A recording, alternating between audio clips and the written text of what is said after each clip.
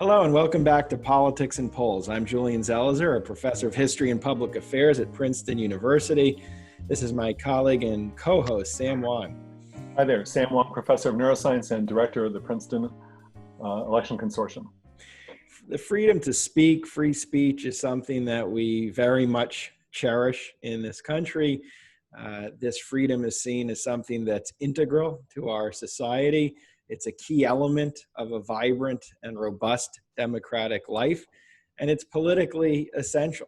The ability to say what is on one's mind, to speak to power, is a key element of how we envision our political culture working. And it's not just in politics that we value this freedom, but it's in all elements of society. But questions have arisen about what kinds of limits, if any, should be placed on speech. When does speech cross over into the realm of something that's dangerous? And how do we work our way through these different kinds of questions? And there is no better guest than our guest today, Suzanne Nossel, who is the Chief Executive Officer of PEN America, which is a wonderfully important and a wonderful human rights and free expression organization. And I'll just say as an aside, I hope everyone can look up what they do when this show is over.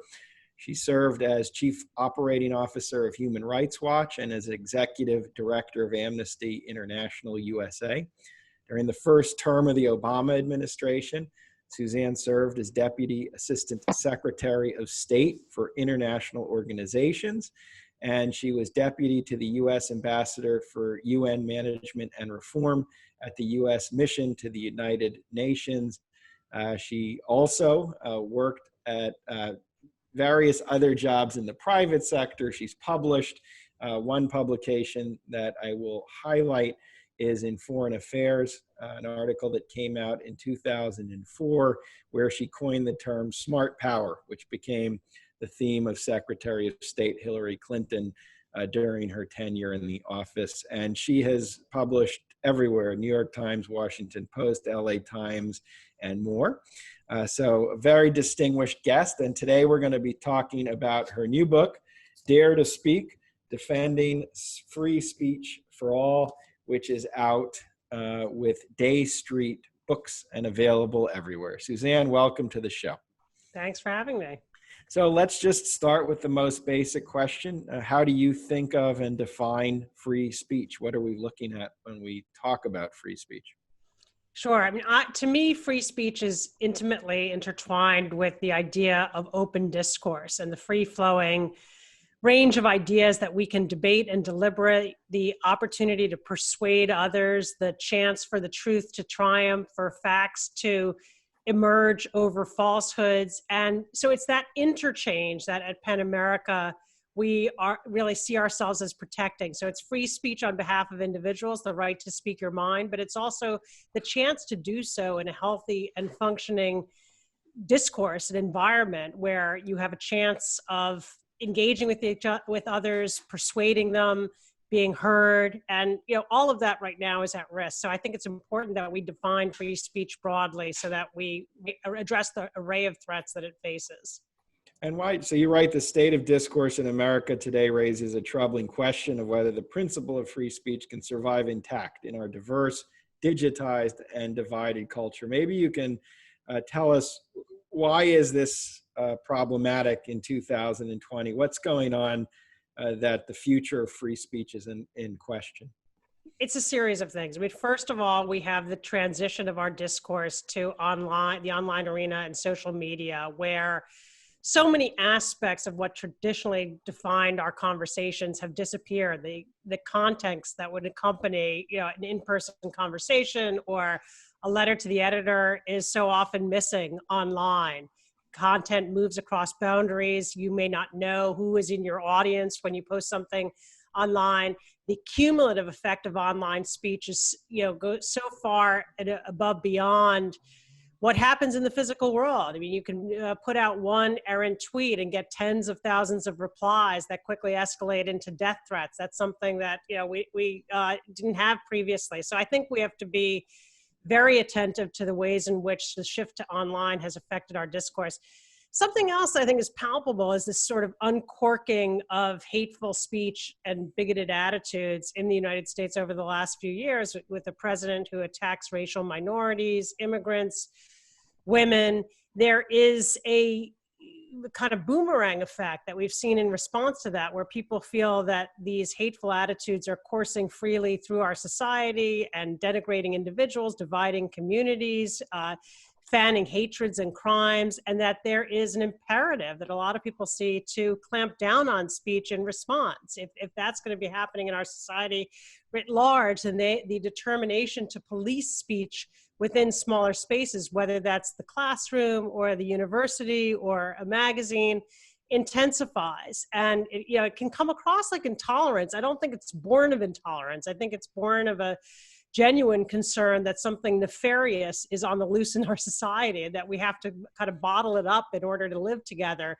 But free speech suffers in that context, because the taboos and social norms that we normally have been able to rely on to live together in a diverse society have been undercut. And so there is an impulse in response to that to clamp down on speech.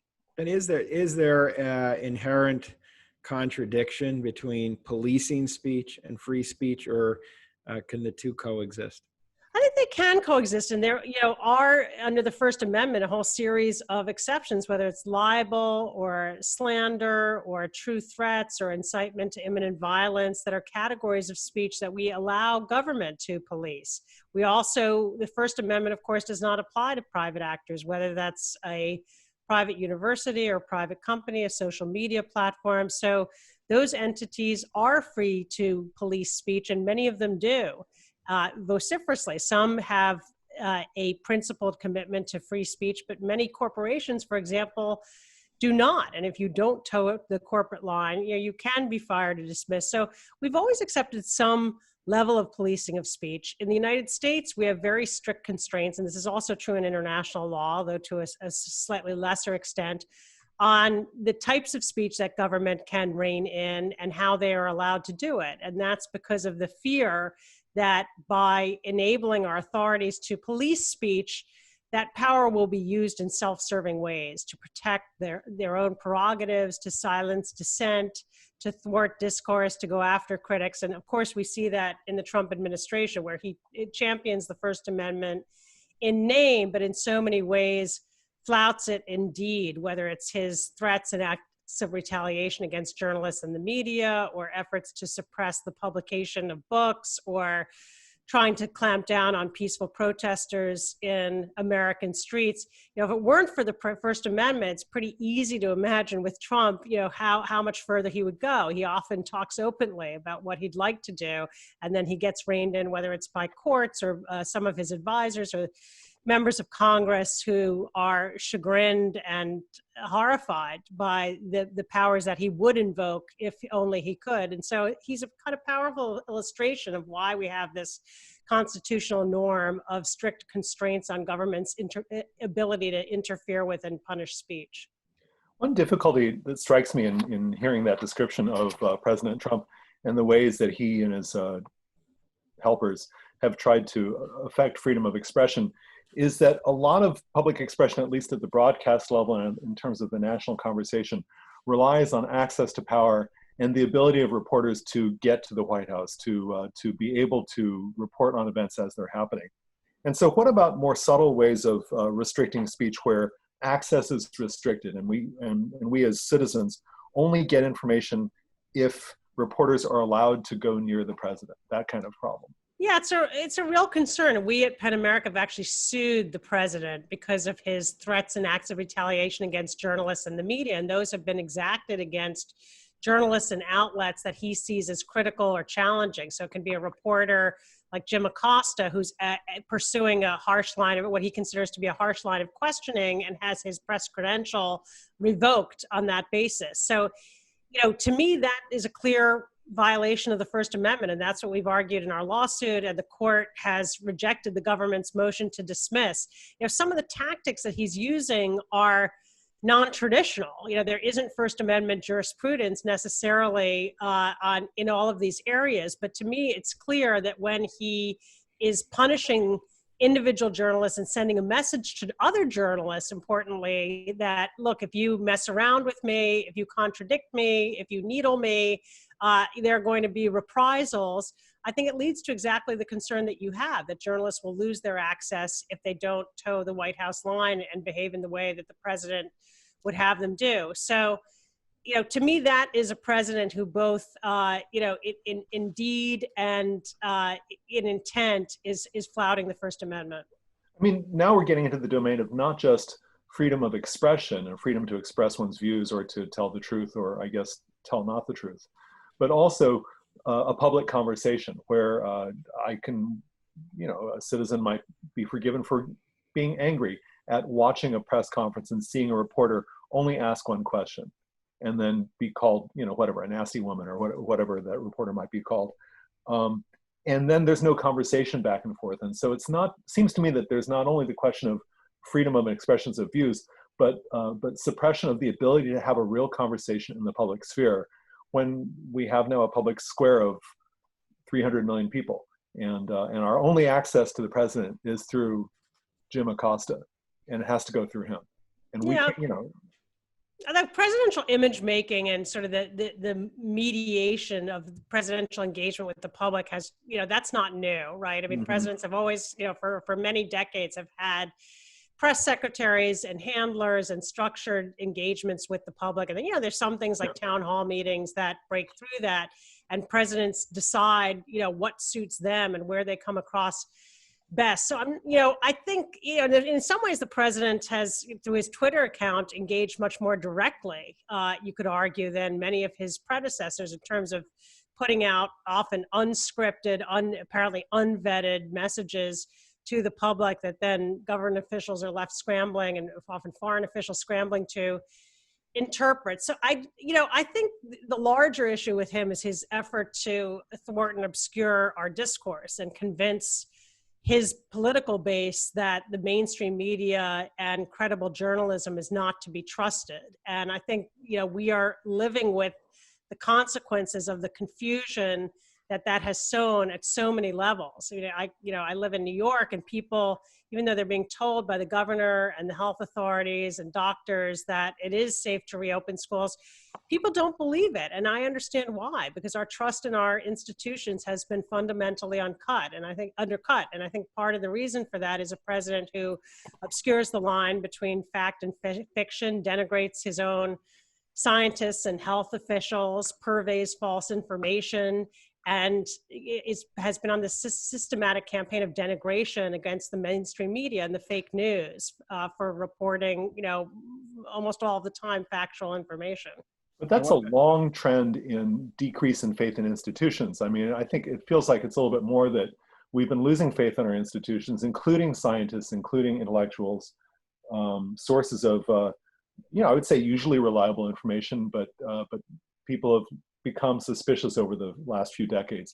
And he's taking advantage of that distrust and using his position of great authority to undermine these sources of information that are already weakened over a period of decades. Yeah, I mean, I would say he's accelerated it, for him to do that, to denigrate the scientists in particular amid a pandemic, in such a public way where officials are resigning in protest, they feel muzzled. You can feel the pain on the faces of some of our top health officials as they stand side by side with him, and they don't want to be excommunicated because they know their expertise and judgment is necessary, and yet they're forced to bite their tongues as they hear him contradict them and purvey falsehoods. I think that's a new level. I do. I mean, I agree with you. The trend as a whole has been building for some time, but I think he's brought it to a new level.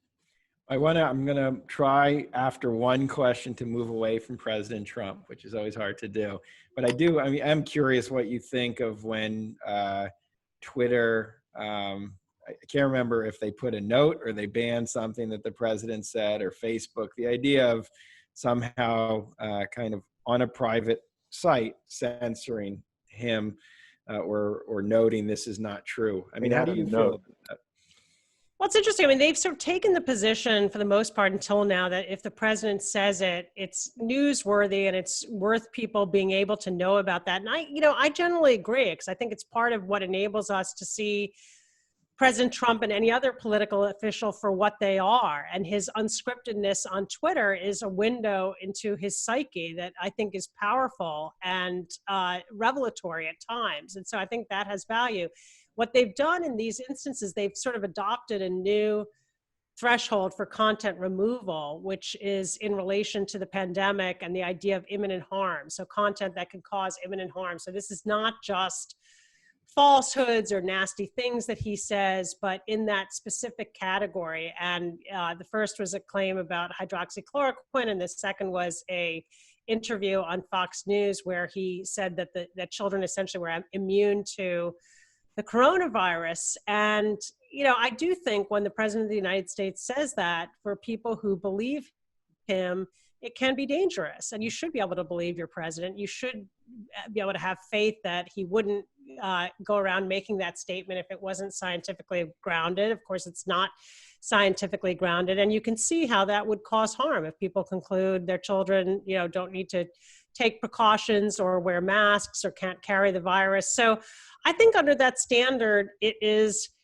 justified. And it's something that they've done for reams of COVID-related content. The platforms have become much more aggressive in moderating content amid the pandemic, both elevating credible sources of news like the WHO, CDC, et cetera. So if you type into Google or Facebook COVID, that's what pops up first, but also getting rid of quackery and conspiracy theories. And, it's interesting because we've seen sort of a real step change in their policing methods, and it sort of points in a lot of directions in terms of political and other types of content. But they're not, in fact, they're, I think, applying the standard that they've applied across the board to the president. And I think it's justifiable.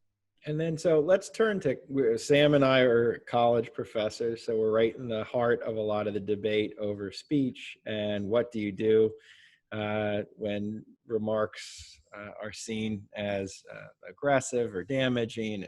What does free speech mean? And one of the nice things about your book, it's very much trying to provide guidance into how to deal with these issues. It's not simply telling your position. It's actually working through this. And you talk about call in and call out and call in, and you offer frameworks to how to respond when one of these statements or some kind of controversial issue happens. Can you tell us a little bit, walk us through your guideposts and what you're trying to argue?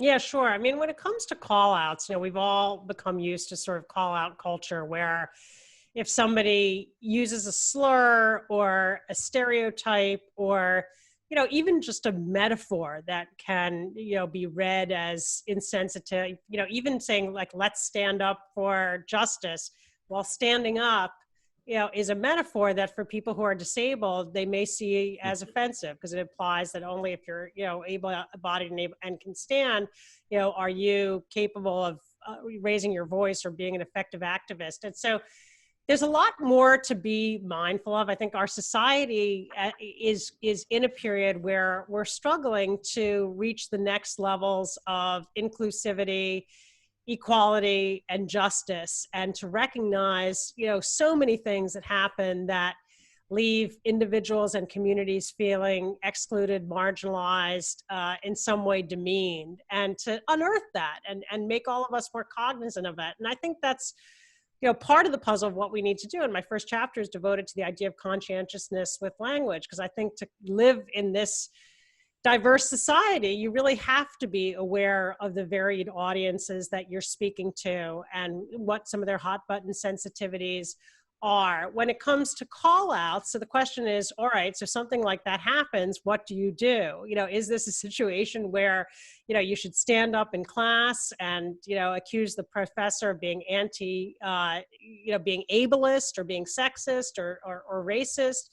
Should you send a private note? Should you report them to the administration? And I think it really depends on the circumstances. I mean, I have a whole chapter devoted to the idea that intent and context need to be factored into judgments of how to respond to speech. And, to me, that is so often what is missing. There's a standard of, something akin to, I have a legal background, but I think of strict liability, where it's sort of like you're to blame for the consequences of what you do, regardless of what you intended or what precautions you took. And I don't agree with that when it comes to speech, because I think if that's the standard, we're all going to have to really censor ourselves day in and day out. So when would a call in, a quiet, private approach to somebody in response to offensive speech be appropriate? I think it's when you think the person might be receptive, you think they weren't being intentionally offensive, they just may not realize how that particular word might have come across, that it's perhaps a dated word that no longer is in use, or it implies something or has a connotation that they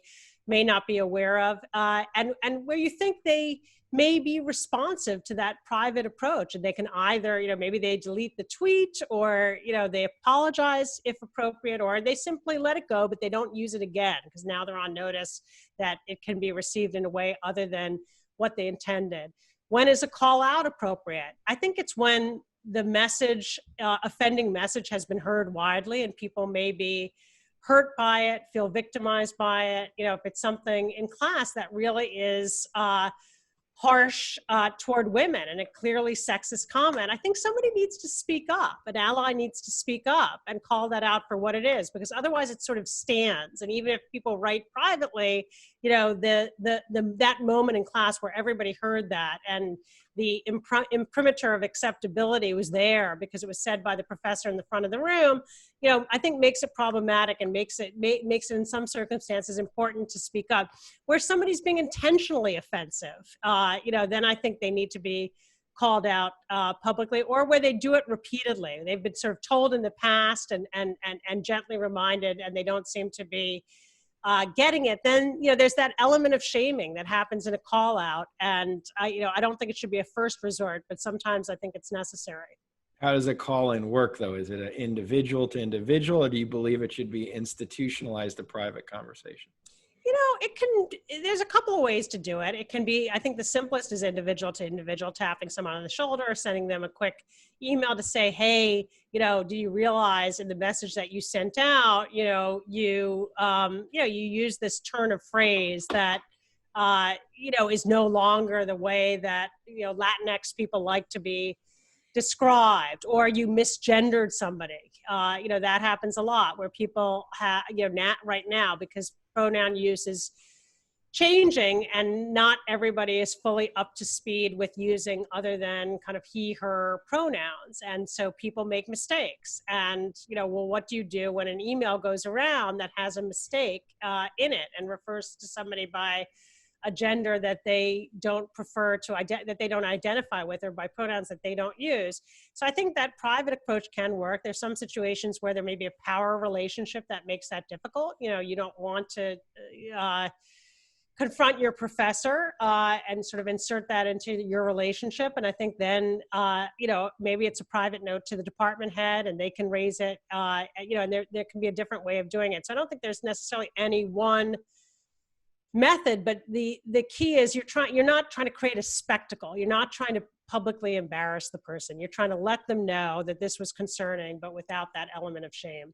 And what do you do? One follow-up to that, if there's an incident, and at Princeton, this has been a debate where one professor wrote something about an organization that's been connected, the Black Justice League, to some of the push in the university to change faculty, curriculum. And a professor wrote an op-ed where he said something that many thought offensive. The president actually made a comment about the professor's comment, but the professor sticks with what he says, meaning he doesn't see it the way his opponents see it, or her opponents see it, and sticks to it. How do you resolve something like that? Do you then go to the call out method, or is there some other way before it kind of? Yeah, I think the case you're referring to, he referred to that organization as a terrorist organization, yep, which many people took exception to. And so what do you do if he's sustaining that characterization? It's difficult. I mean, I think, if he is, I think it depends in part, what goes along with it. Oftentimes, like, this type of speech doesn't end up being evaluated in isolation. So the question becomes, well, how does he treat, is this an attitude he has toward this particular organization, toward this ideology, toward Black students in general? And, I think the response differs depending on that. If there's a pattern of, racist conduct, that's one scenario. If actually, no, he's beloved by many students and considered, and I know nothing about this professor, so I can't make this judgment at all. If he's sort of beloved by students and he's never had any issues, but he, saw something particularly troubling, that this organization did. I don't know what they did, if they ripped something down or they, acted in some way that to him really sort of exceeded the bounds where he feels calling them terrorists is an accurate or in some way justifiable characterization. There may not be much you can do about that other than saying, look, we reject that. We think it's incendiary as the university. He has a right to say it. But if it kind of becomes a pattern of, that defines how he's treating certain students, I think that becomes really problematic, and the university then is justified to take action. If you're speaking, I think you're on mute. I feel like you're objecting strenuously to something I'm saying, but you're silent. No, I would say, to the extent that he's known by students, I would say that he's certainly known for this now. and I got to say, it was a minor kerfuffle, but in some level, call out was performed by the president of the university. So certainly the call-out function was executed there. I wanted to ask a little bit about more of this business about addressing the needs and concerns of diverse audiences and constituencies. Just to step back a little bit, I certainly understand that being in an institution where we have to take account lots of ideas because we are a marketplace of ideas and we're supposed to grow and develop our views. Those are values that I think are not universally shared in the United States at the moment. And so I can't shake this feeling that you are speaking to at least in the last few minutes, and perhaps more broadly in your book, speaking to a constituency of people who believe in that power of speech to hurt and that believe that it might face constraints. And when I look at the national political scene, I'm not necessarily seeing a consensus in this point.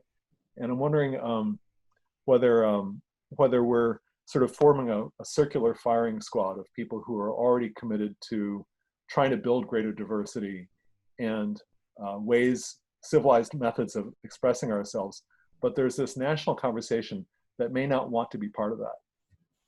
Are you talking about sort of more conservative voices that are having, their own conversation about what groups should be, excluded and yeah, that's right. That's right. They're not into this. Well, look, they style themselves. I mean, look, it depends who the they is, but they're, if anything, free speech is on the campus, and I think in society right now, viewed as sort of a conservative leaning cause. And, if you talk to a lot of college students, they will say, yeah, and in recent times, they will say that they're alienated from the principle of free speech because they hear it invoked in relation to, professors who use the N-word in class or provocateurs who want to come and speak on campus. And they don't think it has much to do with them. They see it being invoked to protect speech that they find menacing or triggering or nefarious in some way. And so my purpose in writing the book really is in significant part to try to reach those students who feel that free speech comes at the expense of the drive for more justice, equity, and inclusion, and is at odds with the objective of creating a society where everybody feels a sense of belonging, because by protecting hateful speech, you undercut that. And, I think that is a constituency that can be reached because they do recognize that free speech is an ideal, a constitutional ideal in this country. And when you explain to them, look, free speech protections are important to your ability to go out and march to protest the murder of George Floyd or to demand policy changes on campus or to protest against the police, they do understand that. And they have been living through the consequences of seeing some of those freedoms impinged upon in recent months. So I think that's a case that can be made. Now, when it comes to the right wing, I'd say the reasonable right sort of sees themselves and styles themselves as free speech champions. And you see Donald Trump wrapping himself again and again into the First Amendment, Tom Cotton issuing a proposal just last week for a new law to supposedly protect campus free speech, which I think would do anything but they sort of embrace it in name. But to me, they're missing all of these important elements in terms of what it would take to what it does take to realize free speech in 2020 United States of America, which are things like recognizing that speech can have harms, that the need to be conscientious, the need to empower and uplift lesser heard voices, et cetera. Are there some people who are sort of so far gone from this debate? Yes, that's true. There are people who sort of don't, are not interested in facts, who seek out only, the most alternative and fringe media sources. They traffic in conspiracy theories. Can I reach them with a book like this? No. Honestly, I wish I could. Well, but I want to turn to that a little bit, because I think that a lot of these principles, I want to explicitly ask you about some of these principles in light of modern technology for amplifying ideas and also for clustering like-minded people. I have this idealized view of the past in which the public square was a square, and where a small number of voices would have to come to the same place. Maybe you'd have somebody, I don't know, in our idealized view, a person standing on a soapbox. Maybe the audience at most would be in the hundreds, and if somebody had a really loud voice, in the thousands. But I wanted to ask you your general take on these kinds of questions against the backdrop of broadcast media, where if I believe in, say, QAnon, and I say, whatever those Q people believe, that now I've got some fringe idea that doesn't have any basis in fact, but I can reach millions of people. And now there's a network of people who, each of whom might be surrounded by people who find the ideas kooky, but there are millions of them, and they can find each other online, and they, who is Q and all that other stuff. And so I'm curious about, I wanted to ask you, so what do we do if the principle is that, say, you quote Oliver Wendell Holmes, and I'm a scientist, so it's a whole sea of new ideas for me. But what do you do when an idea is false, when a statement is false, yet it can reach critical mass because of the broadcast nature of social media and because of the speed of social media? Yeah. No, it's a real problem. And the other part of it is, of course, that those networks are so shadowy. So, no one else, they never see the light of day. I mean, no one is there to contradict. There's no, it really is a market distortion where, you have people burrow down this sort of hideaway, and they're all together with each other, reinforcing, what can be really dangerous ideas, dangerous to our democracy, dangerous to physical health in the case of anti-vaxxers. And those ideas, there's no sunshine flowing down there. And so those ideas are never tested against reality.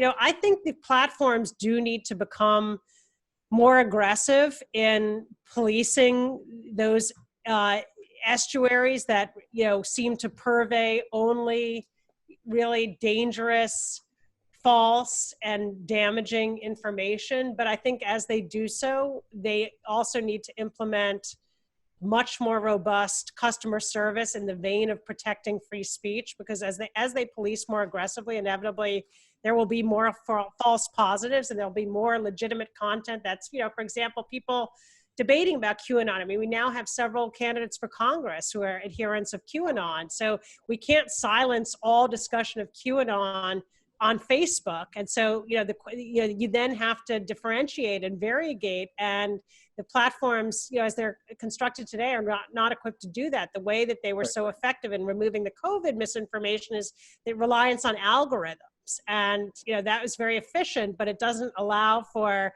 nuanced kind of human judgment to draw these lines in terms of what is legitimate speech and what isn't. And, I have a whole chapter about why we should be leery about corporate controls on content. I think we need them to exercise more responsibility, but it should not be a blank check by any means, because they have their own interests, their own ideologies, their profit motives. But one of the difficulties here is that you mentioned imminent harm. One of the difficulties here is that hot ideas that get us angry, that really get us going, that are compulsively retweetable or shareable, those can get amplified and travel quickly. I've certainly on social media posted things that I later discovered were false, and I do issue a correction. But people don't care about the correction, and I can quantify, right? Twitter allows me to quantify the impacts that the correction made. And so there's this amplification and acceleration in technology. If Donald Trump with his perfectly normally sized thumbs can go like this and then just cast out a message, and then within a split second, everyone sees it, that's fast, right? That's like, the lie gets halfway around the world. Yeah. And so what could we do potentially to allow free speech, yet play whack-a-mole with these things as they pop up? It's difficult. I mean, the platforms are experimenting with a lot of things, flagging false posts, and they've done that in some instances with posts by the president in recent days. They can disable accounts, as they've done with, for example, Alex Jones, that are known purveyors of conspiracy theories and falsehoods. So there are methods for more aggressive policing. And, everybody has been, I think rightly sort of hesitant, or many people have been rightly hesitant to push the companies to go down that path for fear of the consequences for free speech and open discourse. To me, the answer is they have to go down that path. I think the harms are too great, and our democracy is hanging in the balance. But they have to, at the same time, put in place a kind of corrective so that if you believe that, your experience as a physician has been wiped off of Facebook because of an overly aggressive content monitor, algorithmic content monitor that considered it misinformation, and you want to, push back against that, you need a ready avenue to do so, where you can have recourse in real time, which does not exist today. We're almost out of time, but I did want to ask you something you cover early in the book about guidance to speakers. We've talked a lot about what do you do when you hear something, or what should the regulations be. What are some of the responsibilities of the speaker themselves, and what are some ways to speak, whether you're a writer or you're a Twitter person, or you're speaking in public, to think about saying what you want and having that freedom, but still doing that with the weight of responsibility of all the problems you've outlined today? Yeah, I mean, it really comes down to taking more care. I mean, when you talked about tweets that you later had to retract or apologize for, the nature of the mediums, with its immediacy and premium on being the first person to make the pun, or, have the snappy retort that can go viral, lends against measured, thoughtful, considered discourse. And I think we have to push back against that. And, and the motivation should be clear, because it's embarrassing and reputation harming, when you do make a mistake or cause inadvertent offense. So, what I recommend in the book is kind of a whole series of things to just think through what you're saying. Especially if you're writing about a topic you're not familiar with, maybe run it by somebody who is an expert. Or if you're writing about a population that you're not part of, show it to somebody who is an undocumented immigrant, or is Polish, and just see how it comes across to them, so that you can, I call it, I have a little section on being your own editor. Once upon a time, when everything went through layers of vetting, and still this occasionally happens, if you've got an op-ed at a major publication, you'll get a strong editor who's really parsing over every sentence. But most of the time we don't have that, and we actually have to internalize that function and do it for ourselves, and really think through what it is we're saying. Is there a risk of it being misconstrued? And I also talk about a duty of care, which to me escalates depending on how big your platform is. So if you're broadcasting out to a million Twitter followers, or you're in front of a classroom at a prestigious university, or you have your own television talk show, I think you have a higher burden to be accurate, to be cognizant of how social mores are changing. And I talk about the Megyn Kelly case and her discussion about how, blackface was just something completely normal when she grew up, and it wasn't considered offensive. I think when you have your own talk show and you have a whole team of researchers and producers, like you actually kind of it's fair that you're going to be held to be a bit more on top of how the discourse on that issue has changed. I also implore people to find ways to talk about difficult ideas. I give examples of people who have done it successfully and been able to shape the discourse. You know, Ta-Nehisi Coates and his case for reparations is one where it was so great storytelling. It was very fact-based. It was very in-depth. And I think he really thought through all the objections and was able to put forward an argument that anticipated many of them, and that really did change the debate. And you know, I think there are ways of talking about even really difficult topics if you're willing to take the time to do so sensitively and to engage with your critics and anticipated critics so that you take some of their objections on board and ultimately, you know, wind up with a stronger case. Well, we are out of time, but this was a great discussion. Again, everyone, our guest is Suzanne Nossel. Dare to Speak is the book, Defending Free Speech for All, available everywhere. A very, very thoughtful, smart book about an incredibly difficult subject that everyone has an opinion on. So everyone should read it. Suzanne, thanks for joining the show. Thanks so much. It's great to be with you.